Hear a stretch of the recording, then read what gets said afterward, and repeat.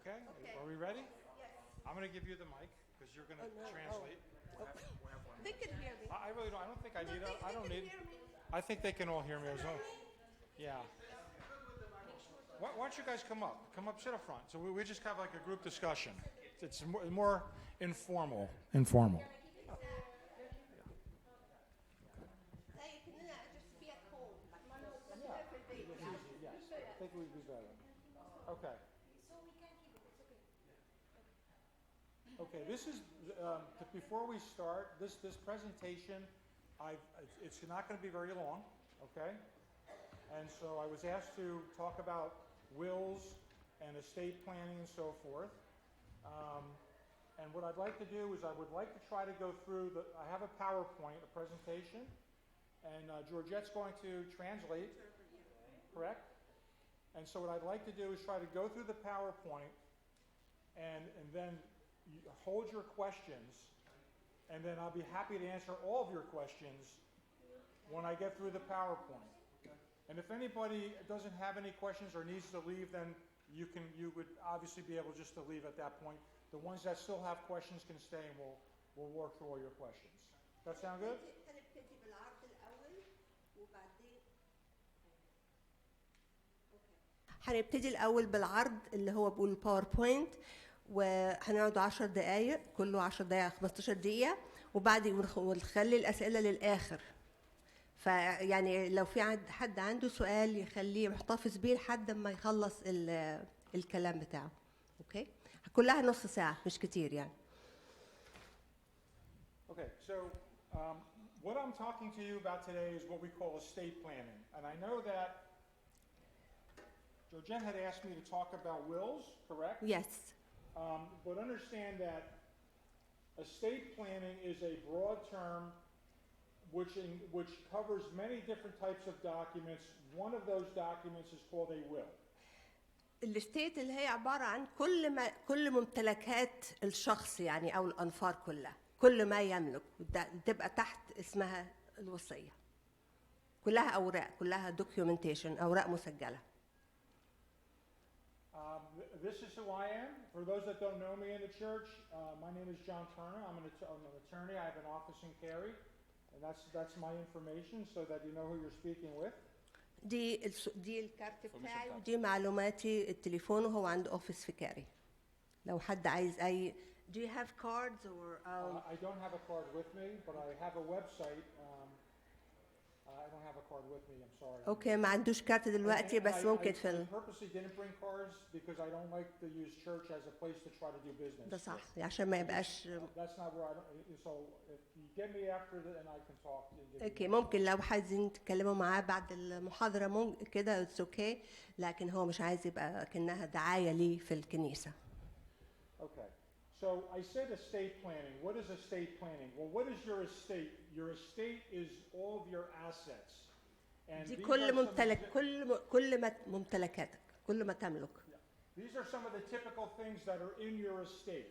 Each of you has an estate, a home, if you have a home, a car, your savings account, your bank accounts, your retirement accounts, your valuables, family heirlooms, and any other type of property that you may own. That is considered your estate. الاستيت معناها الممتلكات بتاعتك سواء هيبقى البيت أو عربية أو لو عندك مدخرات أو تأمين للحياة أو اللي هم ريتايرمنت بعد ما تتحل على المعاش بيبقى بتاخد فلوس أو أي حاجة ليها قيمة عندك بتملكها دي كلها تحت الاستيت. So this is a quiz, and what this is asking you, the quiz says how many people here have an estate plan, or how many people here have a will? في حد منكم عنده Ask them to raise their hand. خطة في حد منكم عنده وصية أو ستيت بلان يرفع ايديه. عامل وصية يعني؟ حد فيكم عامل وصية خالص؟ Okay. Not the Egyptian Okay. way. So one person has a will. Okay. And Me too. Yes. Okay. Can you hear me better? Okay. So one person has a will, but actually every one of you has a will. You just don't know it. And I'll explain why. if you die without a will, the state of North Carolina will tell you and your family where your property is going to go. If you die without a will, the state of North Carolina will take your property and distribute it for you, according to what they want to do. يعني لو لا قدر الله حد مننا اتوفى، لو انت ما عندكش الوصية، الولاية هتاخد منك الحاجات دي وتقول لك انت هتوزعوها ازاي، هو هتوزعها لكم بطريقتهم هم لو انت ما عندكش الوصية دي. And we call that be dying intestate. Intestate. That's okay. Yeah, that's okay. So when you die without a will, and you may not like what the state of North Carolina will do with your property when you die. It may not be what you want. وده مش هيبقى كويس، مش هتحب الطريقة ديت، لأنه ما بتعرفش الستيت هتعمل إيه في ممتلكاتك اللي أنت تعبت وشقيت فيها طول عمرك يعني. So let me give you an example. هديكوا مثال.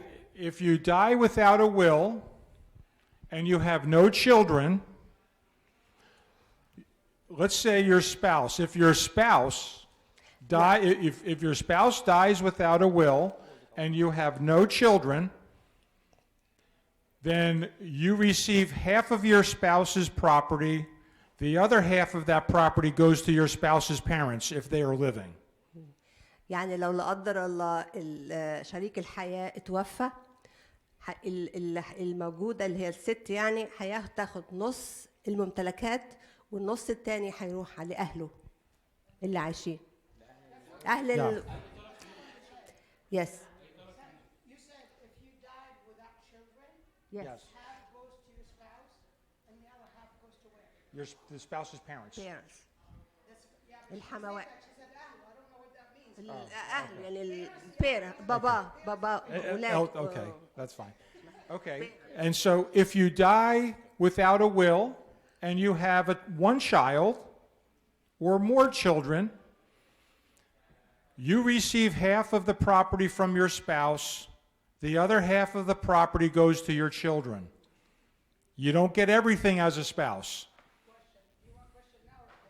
At the end. No, at the end. At the end. At the end. Hold your questions till the end. I'll be happy to answer every one of them. Okay? يعني لو الشخص اتوفى وساب مراته وما عندهمش عيال، هتاخد هي النص والنص التاني هيروح لوالديه. اوكي؟ لو هو عنده عيل واحد هيتقسم بين مراته والعيل ده. Okay. Some people that do have a will in this room, if your will is outdated, things change in your life, you need to look at your will every 5 to 7 years, even if you have one. لو انت عندك وصية لازم تبص عليها كل 5 سنين عشان كل القوانين بتتغير كل شوية. Because the law changes. القوانين بتتغير. And your will may not be up to date. مش لازم تبقى يعني مش لازم تبقى up to date يعني في الوقت ما بتكونش قديمة يعني. The other issue is you may have named people in your will to help you. So, for example, you may say, I name this person to be the guardian of my children if I die. But 15 years later, you may not want that person to be the guardian of your children anymore. يعني لو انت حطيت في شخص مثلا كان صاحبك ولا بتاع، حطيته هو ده اللي هيبقى مسؤول عن توزيع الممتلكات بتاعتك، جايز بعد 10 سنين او بعد 10 15 سنه جايز ده يتغير برضه، فلازم تبقى ما تحب الشخص بعدين، فلازم يبقى تغير بعد 15 وجايز الشخص ده يتغير برضه يعني. Yeah. Mm-hmm. So half of the people in this country, about half, do not have wills. Roughly half of the people, and this is what this slide. This is Forbes. هي الفكرة. تقريبا نص الناس اللي عايشين هنا ما عندهمش وصية.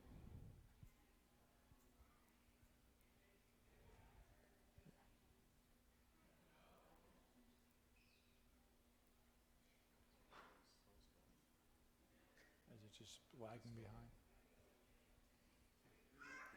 If you want to, we can pass that slide. That slide might be causing a problem.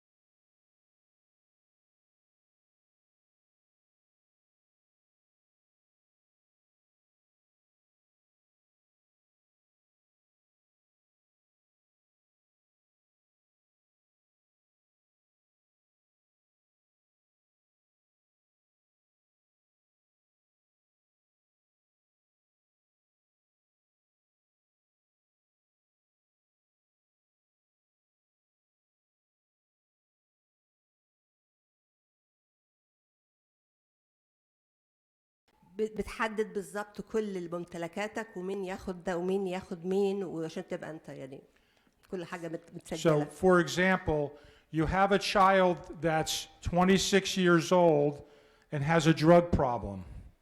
You have a child who's 26 years old and has a spending problem. Everything they receive, they spend. Okay?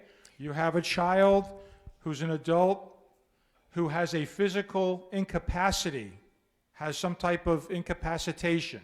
لو في عندك ممكن بيبقى في عائلات عندها شخص مثلا 26 سنه بيكون عنده دراج بروبلم، يعني مدمن مخدرات مثلا، او واحد مثلا يكون عنده بيصرف مصاريف زياده، او ان هو قابليته ما يقدرش ياخد باله ان هو من الفلوس معوق، يعني ما يقدرش ياخد باله من اللي انت هتسيبه له من نفسه يعني.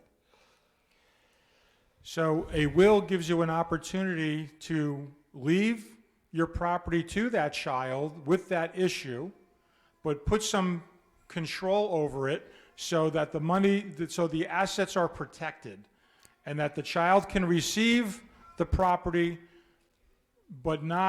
but under certain conditions. فانت ممكن بتسيب الممتلكات ديت للولد دوت، بس يبقى في تحت رقابه حد بياخد باله من ازاي بتصرف، ويبقى منظم، يعني بينظم له ازاي يصرف وازاي يتعامل مع الورثه اللي ورث. And one of the best ways to do that would be in your will, you could have what's called a trust, and you can leave property in this trust.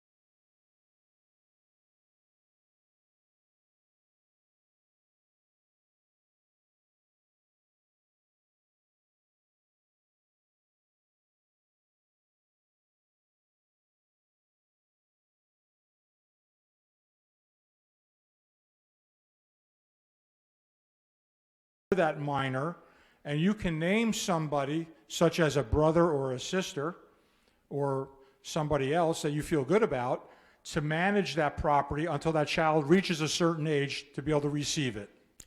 يعني لو انت عندك اطفال بيكونوا تحت السن القانوني اللي هو 18 انت بتعين حد بيبقى مسؤول عن الفلوس دي ولا ممتلكاتك بيكون يا اما اخوك او اختك او صاحب انت تثق فيه ان هو هيوزع الفلوس دي بنظام معين بالطريقه اللي انت عايزها. A will only controls probate property, and so what that essentially means is that your will only controls property that you own as an individual. الوصية دي بس بتقول إن هي Okay. Can you repeat this again? How many people in here own a home with their spouse? في حد هنا معاه يملك هوم مع مراته أو spouse أو جوزها. So in owning that home with your spouse, you don't own it individually, you own it with somebody else. A will does not control that property when you pass away. يعني لو في اتنين بيملكوا البيت دوت ما تبقاش لوحدك انت ده بيبقى للاثنين for both of you للاثنين. Right. Yeah. Yeah. A will controls what we call probate property.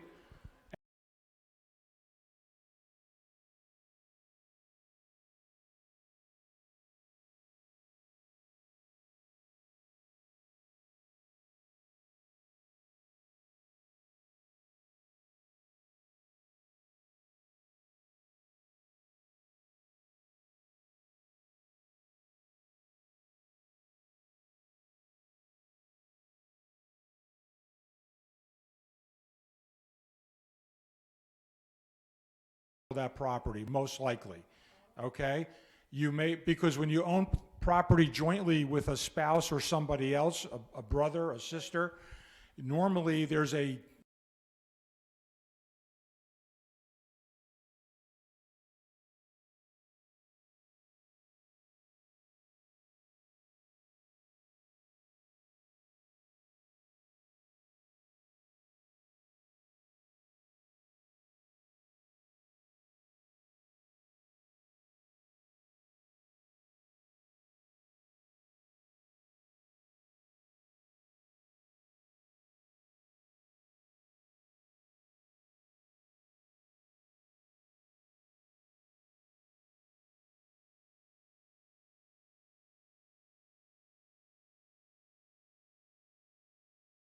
total owner. The will doesn't control that. But the will does control when the second spouse dies, now we look to that will because you own it by yourself. So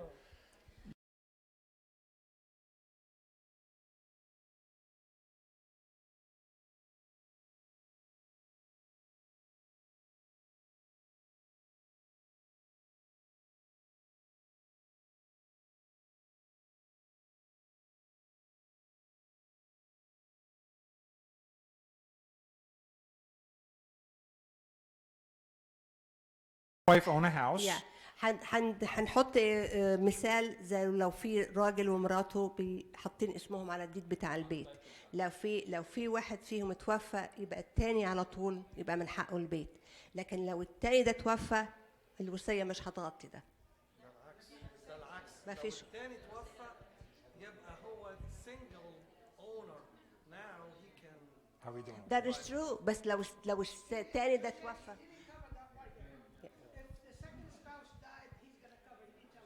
Yeah, the will cover. Remember, when the first spouse dies, the second spouse becomes the owner. Yeah. But when the second spouse dies, then we look to the will. نبص على الوصية بقى بعد كده. Okay. And here's the thing, we don't know when you're going to die, and if you both die at the same time or within a short time of each other, you have to have the will set up. You can't say, well, because I own a house and if I die it goes to my husband, I don't need a will. Because if you die at the same time as your husband, it will go from you to your husband and your husband to your will. It will control that at that point. That might be a little involved. Yeah, but do your best with that. فاهمين ولا اترجم دي؟ كله تمام؟ اوكي. Are we okay? Okay. So here's the things that, so when you, right, so these are just some of the ideas up on the screen of, you know, when you own something. So for an individual, it's a probate asset, your will controls that. Joint ownership, you have survivorship rights when you have joint ownership. The will doesn't control that. And there's some other types of ownership up there as well. But I don't want to get overly complicated. So we look at all of your assets. What I do is when a client comes into the office, we look at all of your property. And Yeah, they're fine. okay, so we look at your property and we see how is your property owned. So first of all, I look at your home and say, okay, how's the home owned? I look at your bank accounts to say, how are your bank accounts owned? Are they owned by yourself or are they owned with your husband? I look at your retirement plans and I look at your 401ks and I look at your IRAs and I say, how are they owned? Who are the beneficiaries of those plans? I look at your life insurance and I say, who is the beneficiary of your life insurance policies? What type of policy do you have?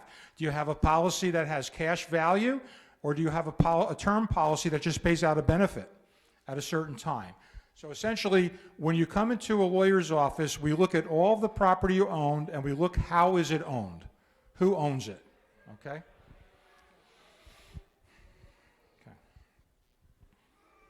So your current plan, if you do have a will, your current plan may not provide protection. And I talked about protection. In a will, you'll have the opportunity to protect your children. So if you pass away with adult children, and let's say your child's married with their own kids, you can leave your assets to your children in what's called a trust, and you can protect that child.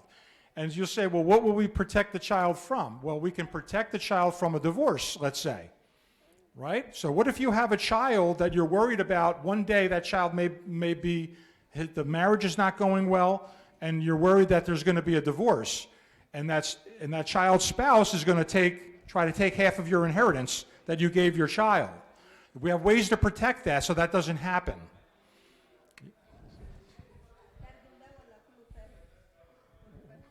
We're okay with that? Okay. So there's ways to protect your children and your family members from things happening. Also, there's certain state statutes that you have to be aware of. So, for example, you may say, I want to give my spouse 50% if I die, and I want the remainder, the other 50%, to go to my side of the family, or grandchildren, or whatever. But in every state, including North Carolina, by statute, you cannot disinherit your spouse. Your spouse has a legal right. You can say in your will, I leave nothing to my spouse, okay?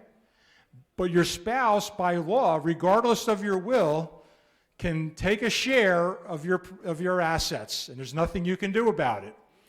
So I have clients come in that do that. They'll say, I disinherit my spouse, and they say, I want everything to go to my children. And I tell the client, well, we can't disinherit your spouse. Well, how much do they get? Well, it depends on how long you've been married. Yes. So for example, is this slide up? Yeah, so I gave you an example here. If it's less than 5 years, they get 15%. If it's less than 10 years, they get 25%. And if you've been married 15 or more years, your spouse is entitled to 50% of your estate, 50% of your property, regardless. There's nothing you can do about that, okay? No matter what you put in your will. So sometimes people are shocked when they walk in and they say, I've disinherited my spouse, and my spouse is okay with that. He wants it to go to my side of the family. But if you pass away, he can say, okay, she's dead, I'm taking 50%. And so those are things that can happen. These are some of the things that may happen to your child. I have a lot of clients that come in, unfortunately, some things happen to the children. What if the child is receiving a large inheritance? You would not want to leave a large inheritance to a child that's 18 or 19 years old, right? Because they're going to spend it down very quickly and it's going to be gone.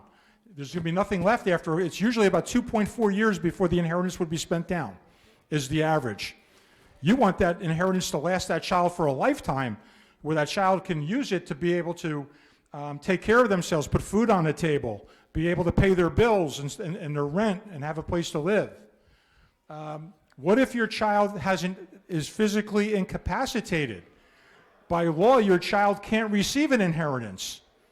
So what do we do when your child's incapacitated, you pass away, and you leave everything to your child?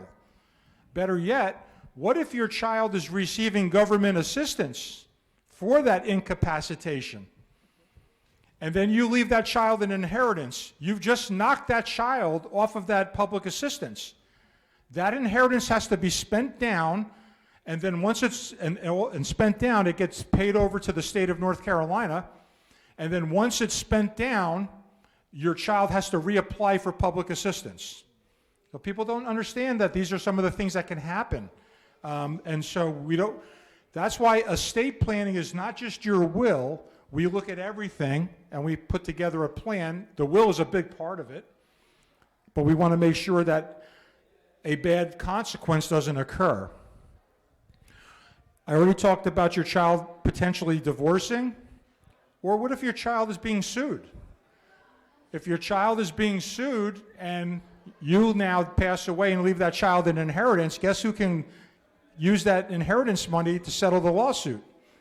So if your child did something, got into a car accident, was liable for somebody's injury, and now you pass away and leave that child an inheritance, that's on the table.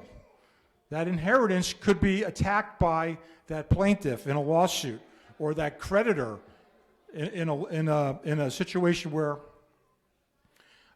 those assets were owed, monies were owed. This gets a little technical, but let me explain a concept to you. When you inherit property, there's a tax advantage to getting property when you inherit it. So I'm going to give you an example. You buy a house for $100,000. Everybody's like, where?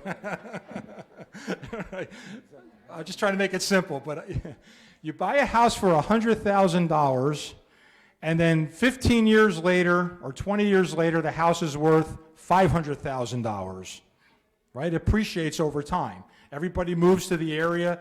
It becomes a really good real estate spot. And so the question is, if you pass away, your house was $100,000, it's worth $500 now, you had an increase of $400,000 in value. That's called a capital gain on your home. And the question is, are you going to pay a capital gains tax? So you leave the house to your child, okay, and does your child have to pay the $400,000 gain on the house, the tax? And the tax can be anywhere from 15 to 20% on a capital gains tax. But when you inherit property, the law, the IRS allows you to have a step up in tax basis, which means that we step up the value of the house to the date of death. So we get rid of the capital gain. So in other words, if it's worth $100,000 20 years ago, when you die, it's now worth $500. Your tax base steps up to $500, so that there is no gain and there is no tax on the house, and your family takes the house tax-free. Okay? But here's what people do. People say to me all the time, it's automatic. It's automatic. You get that. That's a provision in the tax code. Okay? And it's called a step up in tax basis for inherited property. But here's the thing. What do people do? They come up with ideas on their own, and they may say, well, I have this great idea. My husband passed away. I have the house. And now what I want to do is I'm going to have my daughter, I'm going to put her on the deed to the house so that we both have it together, so that if something happens to me, my daughter gets the house. That sounds good, but you've just taken away that benefit of the step up in tax basis. If you bring somebody on the deed to your home, that is no longer available to you. So your daughter would take the house, and would pay the 400,000, the 20% on the 400,000 gain because you brought her onto your home. So there was, in terms of, so estate planning is not just the will, it's thinking about all these different things, how your property's owned, making sure that we're not making decisions that are going to hurt down the road and not give up benefits such as a step up in tax basis. Yeah, so if your child inherited the house, there's no it steps up in tax base. The capital gain is gone. There's no issue with that. But so many people want to bring their kids on the deed to their home. Has anybody heard of that, doing that before in this room? Has anybody ever thought about bringing your child? And it's really a terrible idea. And not only do you lose the tax basis, but whatever, you're also giving that child a share. And that child can take that share and they can sell it. So now you may own your primary residence, you may be owning with somebody you don't even know.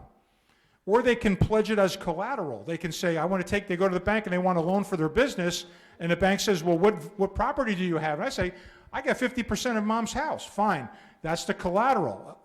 So if they default on the business loan, the bank is now your co-owner. You and the bank own the house together. Terrible, right? And if your child is facing a lawsuit or creditors or any type of legal action, you've now brought that onto the deed of you've put your primary residence in the fire, right? Okay. So finally, the last few things I want to talk about is a will also gives you, estate planning in your will gives you a chance to pass on your values to your family. So what's important to you? Things like having integrity, right? You want your children to have integrity. You want them to be hardworking. You want them to have Christian values, correct? In your estate plan, you can build in a legacy or build these values into your estate plan. And you can pass these values actually within your estate plan to your children.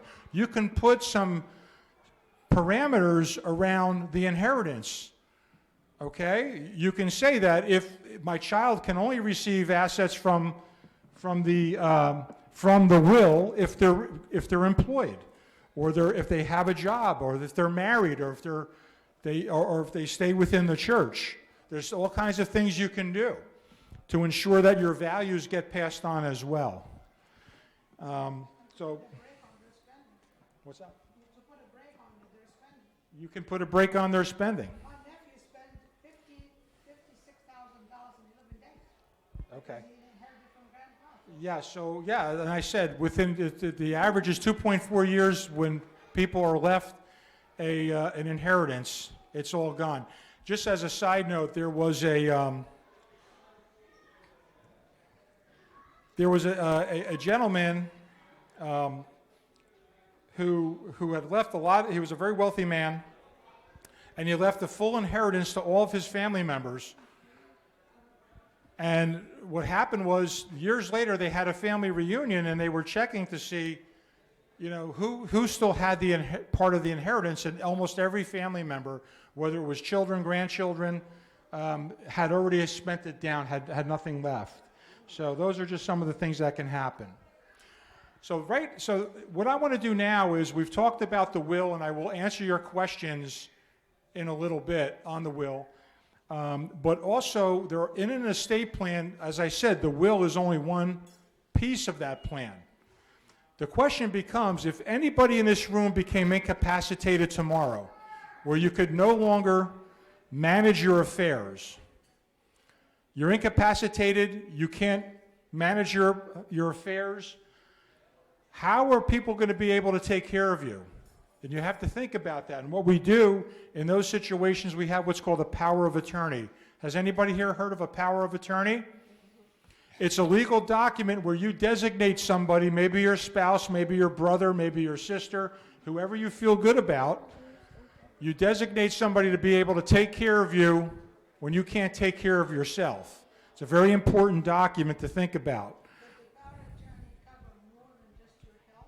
No, the power of attorneys, there's two types. One is for business, so that somebody can take care of your financial affairs, and one is for health, where you name somebody that will make your health care decisions for you, okay? And we also have, along with that, what's called an advance directive, where in advance of being incapacitated, you tell the world how you want to be treated when you can no longer communicate, right? You'll tell people, you'll tell the world in a legal document, this is how I want to be treated if I was in a situation, end-of-life situation, this is what I would want. In our church especially happened when a person completely brain dead and, you know, he or she did not have, you know, what they want. Yeah. They can sit on life support for 2 to 3 They could sit on life support for many, many months and so forth, correct. You can't kill them, you know, so. The question is, if you're incapacitated and you don't have a power of attorney, a healthcare power of attorney and a business power of attorney, how do things get done? How does your mortgage get paid? How do we sell your house if we need money to tip for your care? How do we deal with your bank account? How do we deal with your investment account, your retirement accounts?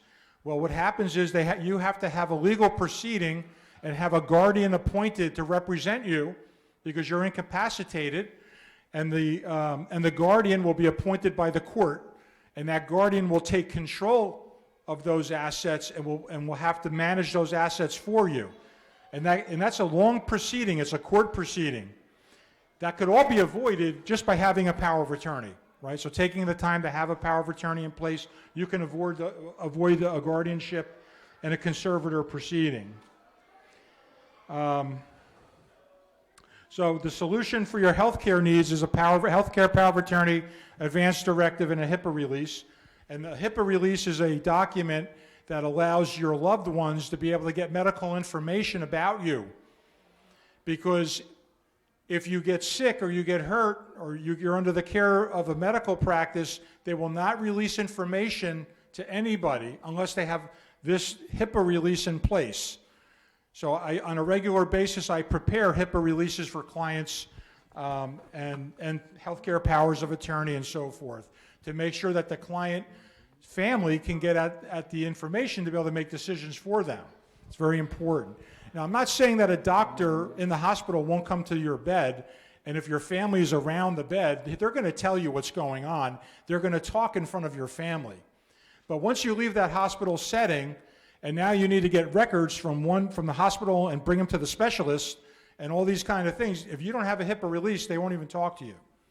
In fact, my daughter, who just turned 18, we were in the process of, this is funny, while she was 17, we were making arrangements for her to have her stomach examined with a scope because she was having some stomach issues.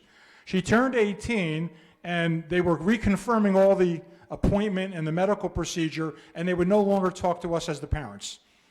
There's like, sorry, we'll only talk to your daughter. And my daughter has no idea what's the insurance information, what's the policy number, what's this, what's that. And it was comical. So we had to have a 3-way conversation where we put my daughter on the phone and then write that conversation with the hospital about the pre-admissions procedures. So these are things that can happen. So take action and think about your will and your estate planning documents. At the minimum, you need a will, you need a power of attorney, 2 documents at a minimum. Those are the 2 documents that you need minimally, and sometimes more. And that's what I do for clients to help.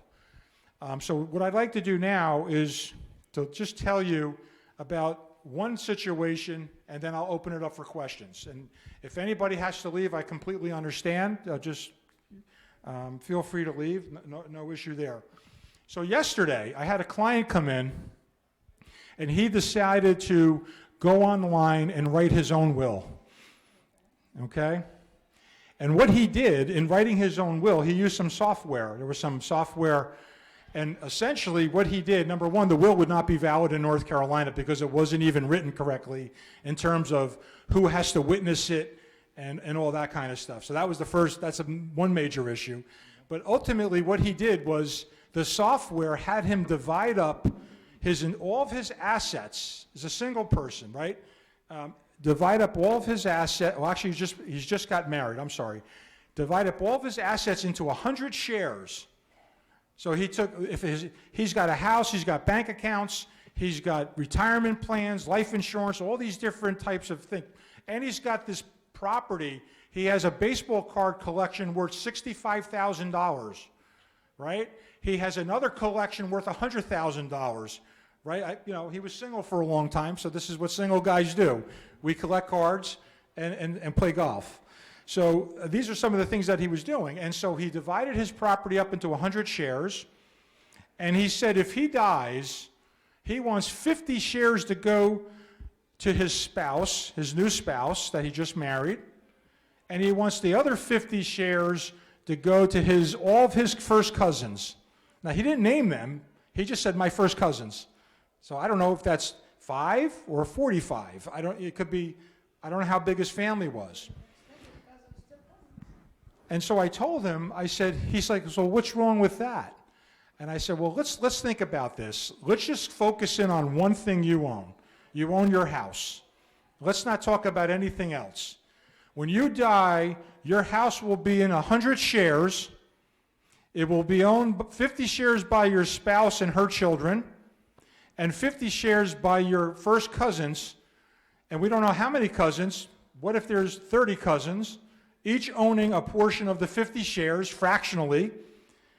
And what if any one of your cousins is dead at the time that they predeceased you, and now they have a will that says anything they get goes to their kids. So now that house is owned by your cousins' children, your spouse's children, and maybe the grandchildren. So we may have 100 people we have to find to sign the deed on the house to sell the house. And they could be anywhere in the country. Right? That's just one piece of property. Now multiply that times all of his property. So just to give you an idea of some of the things that can happen. So online software is not necessarily the best way to go. And in fact, it's really, I really would recommend, don't write your own will for sure, and don't use the online software because it has some, number one, it's not specific to any one state, and so a lot of times you run into trouble. So what I'd like to do is I want to thank you for listening. I want to open it up to any questions you may have. And for anybody, I know it's Sunday afternoon, anybody that would have to leave, feel free to leave. I don't want to hold you up. Okay. Okay, so let's just go one at a time. I'm just going to start from the back and work forward, okay? Can you give her the phone? We're going to get you the phone so everybody can hear. I'm sorry, the microphone, yeah. Just use the microphone so we can all... We talked about the assets, but if there is debts, does it go down to the kids? Okay, you're asking about in that scenario that I just described, or any scenario? In general. Okay. So you own, for example, let's just take your home for example. If you own your home with your spouse and you pass away, your spouse will become the complete owner at your death. The will doesn't control that. No, debts. Oh, the debt? Yeah. Okay, yeah. So, no, what happens is when you pass away, all of your debt, we collect all of your assets, and then we look at all your debts, and we have to pay off all your debt. So your debt, the mortgage on the house will be paid if there's enough assets to pay it. If there's no well, if there's no well, and she has $1 million home, she pays half, we still have. She has no well. Right, okay, so you're talking about two separate things. Ownership of the house is not the same thing as the mortgage. They are two separate, completely different ideas. You and your spouse have what's called a deed. That's like the owner, we call it a title.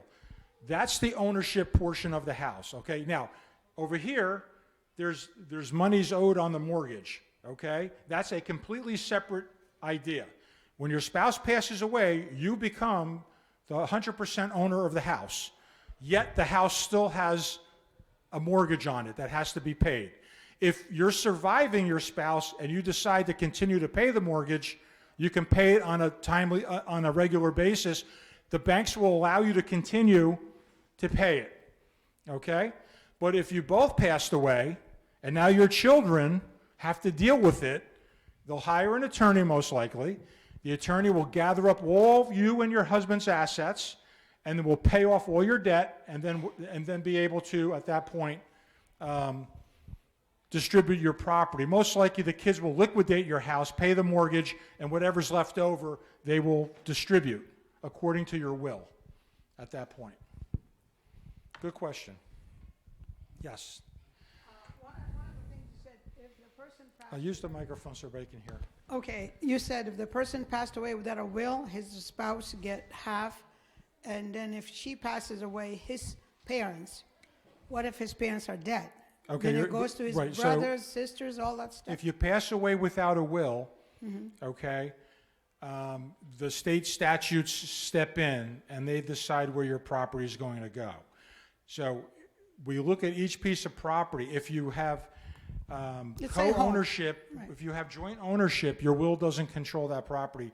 And if you have ownership, like for example in your house, the state statute won't control that because you have a certain kind of ownership where your surviving spouse becomes the full owner. Remember when you said if you have no children, Right. and then the first spouse passes, then the second spouse passes I without do, a will? I do, but Right. that was for, remember the will, the statute, that's probate property, right? So the statute speaks to property that you own individually. I understand, but you Okay. remember you said it goes to the parent. Correct. And my question is, if the parents are dead, where the inheritance goes? Well, it would go half to your spouse and half to your parent, right?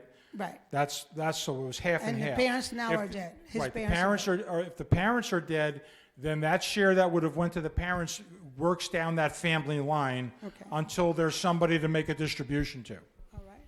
okay? Now, the next question is, you expressed the importance of the will regarding your homes and your assets and stuff like that. Right. Can you please elaborate on bank accounts? Yes. I know insurance, most people know insurance policies. If they have cash value, you designate a beneficiary and then a second beneficiary. I know all that. But bank account, some Okay. people don't know what, Okay, You so let's just back up, and I know I kind of moved quickly over this one part. The will only controls what we call probate property. Probate property is property that the individual owns alone. Okay, so hear me out on this. Any property that you own with somebody else, the will does not control that. We don't even look at the will. If you and your husband have a joint bank account, you own the home together, you have other joint assets, the will does not control those assets when the first spouse dies. The surviving spouse gets it, and the will has nothing to say about that. all right, let me say. But now, when the first spouse dies, and all that joint property now is being held by the surviving spouse, it's now in that surviving spouse's own name. Right. Okay? There is no joint ownership anymore. When the surviving spouse dies, the will controls all of it. All right, let me ask you a scenario. Okay? The two of them have, let's say, $1 million in the bank, okay? Okay. And they pass on a crash, airplane crash. Okay. And of course, if you put payable upon death to your children, to a specific person, Right. okay, if you don't, what's the scenario? The second one, that's the first scenario. The second one, let's say payable upon death to, you have 3 children, but you wanted to payable to 1 child. What's the outcome of those other children? Do they get that bank account or not? Okay. So part of it. if you had a joint account with $1 million in it and you both pass away, At the same time? so let's say. think this through, Right. okay? They pass at the same time, Pass at the same time. yes, Okay, so anytime 2 people die at the same time, right, an order of death will always be established by law. right. There's never even though physically you both die at the same time in that plane crash or that car accident, Whew, okay? Hate to okay. talk that way, but it happens Okay, every day. I know. Okay? By law, one person died first and somebody died second. Wow. It's okay. never a simultaneous death. See, I never know that. We have a simultaneous death statute in North Carolina, and every state has it. So let's say the wife dies first by law, and the husband died second. Right. Everything that was owned jointly It's payable on went to the death. husband. All right, first. Okay. Yes. Now whose will are we going to look at now? The husband's will. If there's We don't no care will- about the wife's will. If there's no will, my question was if Okay, there's so no if there's no will, we go back Yes. to the intestate statute now, because your husband died without a will. And we go back to the statute, and we say, if your husband if you have no children, your husband has no children, okay? So that would pass down through if he has children, it would move down to his children by the intestate statute. But what happened if you do have payable upon death to, when they both were alive, that was their will to put X person as a payable on death too? In other words, me and my husband said we want one of those kids to be payable upon death. Right. And we died, it doesn't matter, in a plane crash, 1 minute apart, but that was the will of the two people when Right, they were but alive. the payable on death in a Okay. joint account Yes. is only active when the second spouse dies, Okay, right? right, Because you have a joint account. Correct, When correct. one dies, the other is Correct. the owner, correct. okay? Unless you don't have a joint account with a right of No, survivorship. we're talking, you're correct, you're Okay, correct. the So, scenario. and another point is, this might get a little when you guys go to the bank, okay? Years ago, when you open a bank account, and you said, I want a joint bank account with my husband, and you walked into the bank, and they would say, okay, I've just created the joint account for you. And then they should ask you, what do you want to happen if one of you passes away? And there's a couple options there, right? One you can say is, as I'm the banker, I can say, we can set up the account that if one dies, the other automatically becomes the full owner of the account. That's called a right of survivorship. Correct. They attach it to the account so that you jointly own it, and when one dies, if the one dies at 3 o'clock in the morning, the surviving spouse at 3 o'clock in the morning becomes the full owner of the account.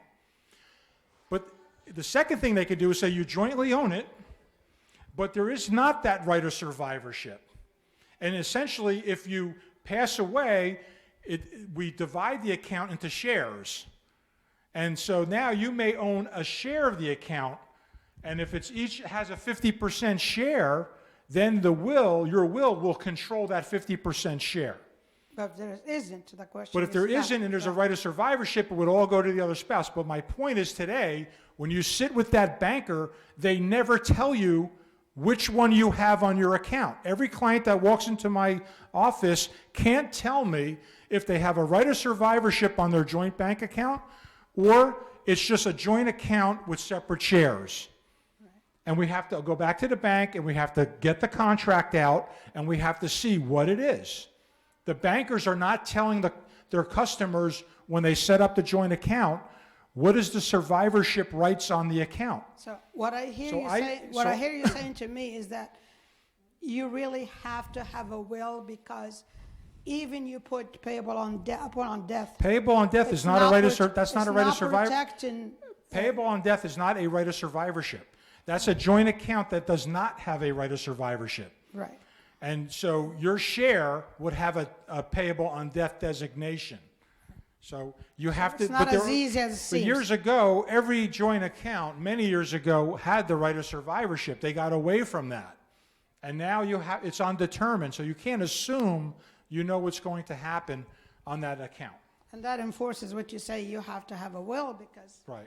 you don't really know where the money's going to go. Absolutely. You have to have a Because will. I, for one, was under the impression that once we have joint account together and we put a payable upon death to a certain person, I don't have to worry about will regarding that account. On that account, telling you don't me- have to. That's true. You don't have to worry about a will on that account. If you have a payable on death designation, it's not a probate asset, and the will does not control that asset. Now, your banker may be saying, well, it's still a good idea to have a will, because what if the payable on death designation is challenged, or something like that, where it's One last question, I promise, Yeah. that was the last one. Insurance policy, okay? Okay. And you have beneficiaries and the second beneficiary, and you did that.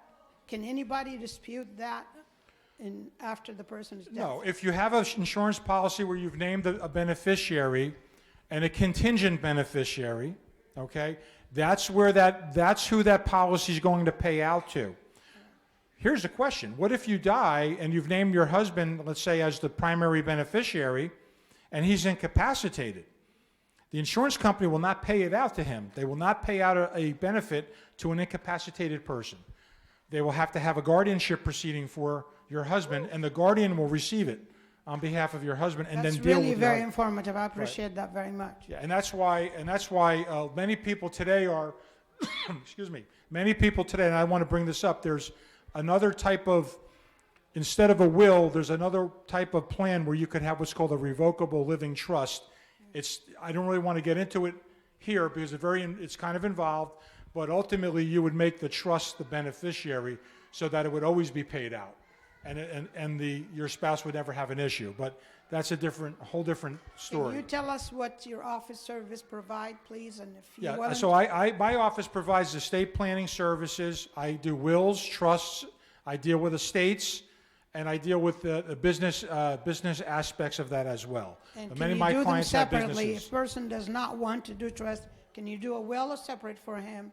Can you do these pieces separate if they want Well, to? with a husband and wife, I normally would work together with a husband and wife, right? And so if it's a husband and wife, No, what I'm saying, you can, let's say I come to you, I said, I want you to do my will only. right? Or I want you to do my HIPAA only. Yes, I can can do do that. separately, Yeah, I okay. can do that. Sure, that's not a problem. I can, it's not a great idea not to have I like to try to totally protect the client, but if the client says this is all I want, then that's fine. Then that's what I'll do. I really appreciate it because I attended so many of these seminars and you have covered a lot more detail. Okay, I than- appreciate than that. ever. I appreciate Anybody that have very much. questions, sir?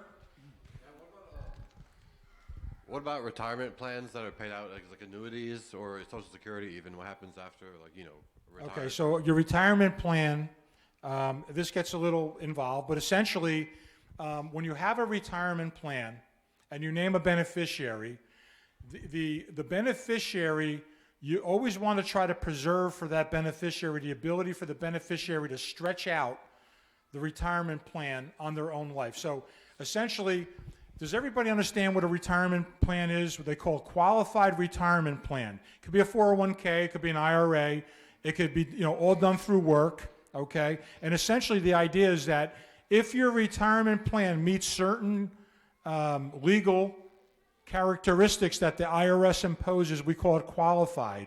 And what happens is that means that we can defer paying income taxes on any monies that are being put into that plan. So if you get your paycheck and you take a certain portion of your paycheck and you put it into your retirement plan, that money comes off the top and you're not paying income tax on that paycheck on that money. Okay, so for example, if you get paid twice a month, and you get your first paycheck, and normally you get, for example, $2,000 or $1,000, let's say $1,000 a paycheck, and you're putting into your retirement plan $500 a paycheck, you're only getting taxed on $1,500. Am I saying it right now? Well, okay, let's go back to $2,000. $2,000 a paycheck, and then you decide to put $500 in, then you're only getting taxed, income tax, on $1,500. That's what the IRS, right? So that's your income tax. And what happens is you keep putting that money, it keeps going into that retirement plan, and then ultimately you retire, okay? And so there's some rules on that retirement plan. The first rule is you can't touch the monies in that plan until you're 59 and a half without penalty. If you decide to take it out before that or tap into it, you get a 10% penalty on those monies. The second rule is at 70 and a half, guess who wants their money? The IRS wants their money. They're not going to let you continue to let your monies grow and still never get that income tax. At 70 and a half, you have to take out what's called a mandatory distribution. It's a minimal amount based on your life expectancy table that the IRS provides, and you start getting a distribution, and with each distribution, the IRS is now taxing that money. Remember, you never pay taxes on it you deferred, right? But now, as you get a distribution, you're getting taxed on the money. And the idea is that when you're retired, you're making less money than you were when you were employed, and you should be at a lower tax bracket, so you're paying income tax at a lower rate when you retire, and that's the idea of it. So you get your distribution, the IRS takes the income tax out of that distribution, and you start paying it on a yearly basis. You get a distribution. And so getting more to your question now, is what happens if you die and you've named somebody as your beneficiary. You can name somebody and that give that person the ability to continue to stretch out on their own life. So, for example, let's say you name your brother, okay, as your beneficiary, and when you pass away, your brother's only 50, okay?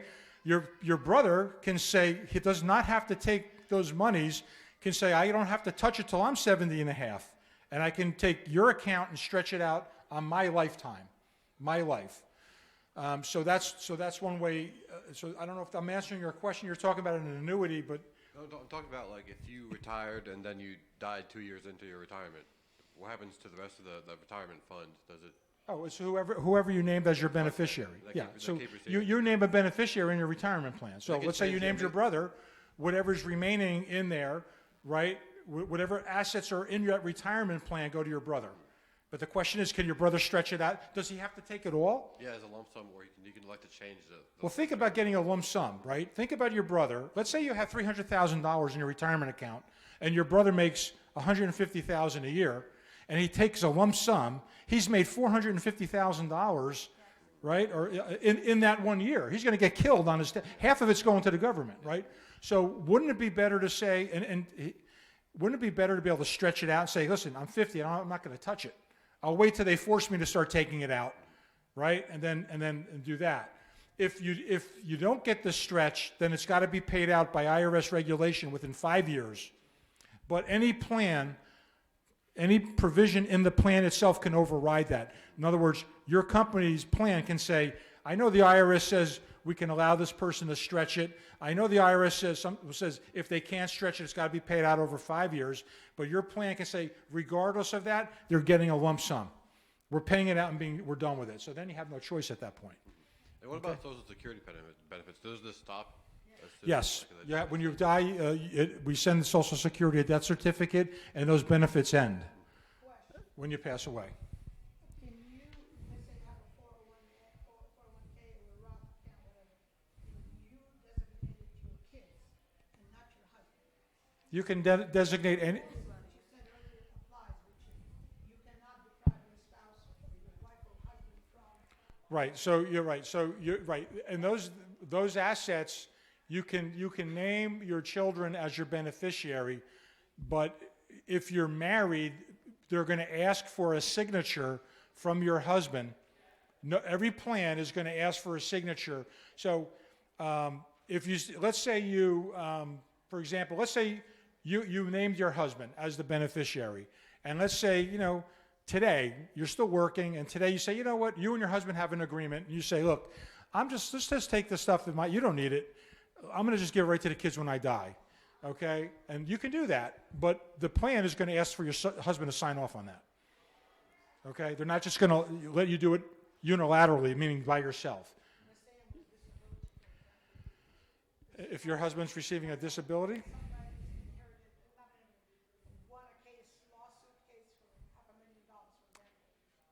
No, that's something different. Yeah, no. With retirement plans, almost everybody wants the spouse to sign off on it. You won't be able to do that without a signature.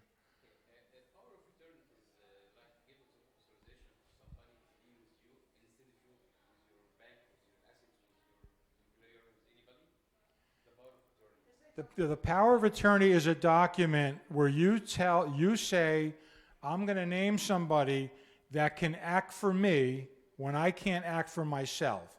So, for example, let's say you've named your wife as that person, your agent that can act for you. And let's say you're in Egypt, okay? And let's say you call your wife and you say, listen, I'm in Egypt, so I can't do this. I think we should sell the house. And then your wife says, okay, I agree. Okay? And then the next question is, well, you're in Egypt, you have to sign the deed. How are you going to sign the deed to sell the house? And you're going to say, remember that power of attorney that I made you? You sign it for me. It can be used anywhere in the country, not out of the country. Well, I write them every day. You really should have an attorney writing your power of attorney, not going online. Because, is anybody here familiar with the power of attorney?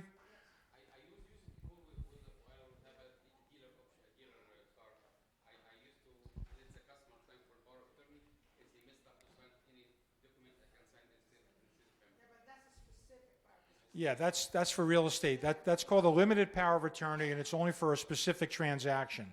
Here's the thing with a power of attorney.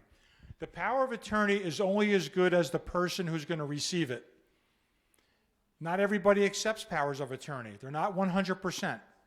Okay? So whoever's going to receive your power of attorney has to feel pretty good about that. And there's, in other words, what if the power of attorney is 25 years old? And you go to the bank and you say, I want to take out $50,000 out of my wife's checking account. The bank will probably say, no way, that power of attorney is 20 years old. How do I know that she still wants you to have that power? It's so old.